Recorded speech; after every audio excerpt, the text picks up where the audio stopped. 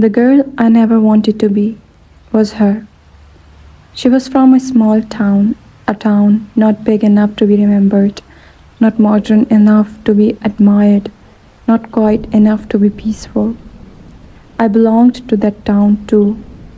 We went to the same school, but we weren't friends.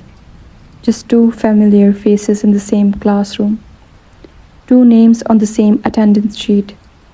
I didn't think much of her back then. Just another girl with average grades, quiet voice, and a face that disappeared in crowds. Time passed, cities changed. I left that town, like most people who dream of more. And one day, life surprised me. I saw her again, at a college far away from home. She was my class fellow once more, but this time she was nicer, softer. She smiled when she saw me, like we shared something old, something forgotten. But there was something strange. Whenever we were in a group, whenever she was around other girls, I noticed her hesitate. She would never mention that we were from the same town, never told them we had studied in the same school. She erased the connection like chalk from a blackboard. I noticed. I just didn't say anything. Time passed again, cities changed, so did I. I worked hard, grew stronger, built a life people now call successful. I stood tall in rooms where I once felt small. And then it happened again. One evening in a professional event, I saw her again. And I almost didn't recognize her. She had changed. Her walk was more confident. Her face was sharper, tighter, and a little more plastic than I remembered. Her voice was polished. Her energy was curated. She had grown into a different version of herself. But when we met again, she smiled, polite, warm, civil. But the moment someone else walked into the conversation, I saw that same hesitation, the same reluctance to acknowledge where she came from, to acknowledge me, a part of her past. That was when it hit me. She wasn't just avoiding me, she was avoiding herself. And this is the part where the story isn't just about her anymore. Because the truth is, we all know someone like her. Someone who changed their accent, their dressing, their friend circle, even their memories. We all know someone who calls their success hard work, but hides the place they started from like it's a stain. And sometimes, if we are honest, that someone is us. We all run from things, our past, our habits, our small mistakes, our bigger regrets. We delete the photos, block the people, unfollow the reminders, rebrand ourselves, not because we have changed, but because we are scared someone might recognize who we used to be. But here's the truth.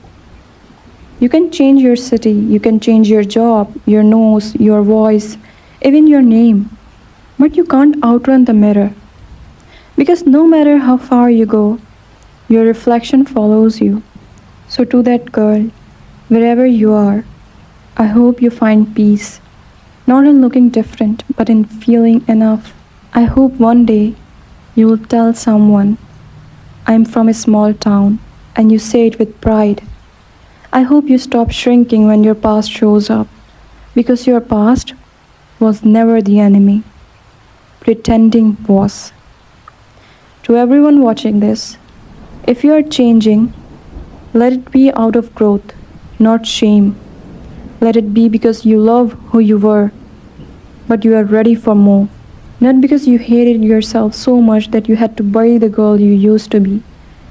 Because the truth is, you're not escaping your past, you're escaping your own self, and that's a race you'll never win. They say the most painful goodbyes are not the ones we say to other people, but the ones we whisper to ourselves in the middle of the night when no one is watching. Somewhere along the way, we all say goodbye to a version of who we used to be.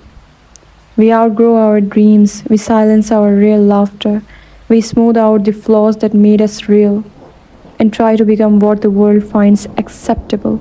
And just like that, we begin escaping from our own self. It doesn't always look dramatic, sometimes it's subtle. We laugh a little differently in front of certain people. We avoid saying certain words because they sound unpolished. We remove old photos from our feed. We correct our parents when they mispronounce things in public, not out of love, but shame. It starts slowly, but eventually you forget who you were before the world told you who to be. You became a curated version of yourself, polished, filtered, pleasant, acceptable, but also empty. Because the further you run from your real self, the lonelier it gets inside. So, why do we do it? Why are we so eager to erase the person we once were? Because sometimes our old self carries pain, bad decisions, embarrassing moments, things we want no one to ever know. Sometimes it's not the place we are running from, it's the memory of who we were when we were there. We associate the past with a version of us that was naive, too trusting, too weak, too real. So instead of healing that version, we bury it. We pretend she never existed. But let me tell you something. Ignoring pain doesn't make it disappear. It only hides it deeper until one day it shows up again in the middle of your success, in the middle of your speech, in the middle of your silence. So, how do we stop escaping? How do we make peace with the person we used to be? It begins with compassion, with acknowledging your past self, not as a weakness, but as a foundation. The girl who made bad choices, she was learning. The girl who trusted the wrong people, she was trying to love. The girl who didn't speak up, she was surviving. You're not here in spite of her. You're here because of her. She walked so you could run. So instead of hiding her, hold her, talk to her, forgive her, write letters to her if you must. Let your current self embrace your past self so your future self can be free. Because healing, it's not about becoming something new, it's about becoming someone whole. You don't need to start over, you just need to start being honest. So the next time you feel the urge to hide your roots, pause. Remember the dusty streets, the broken friendships, the girl who once sat in silence hoping someone would understand.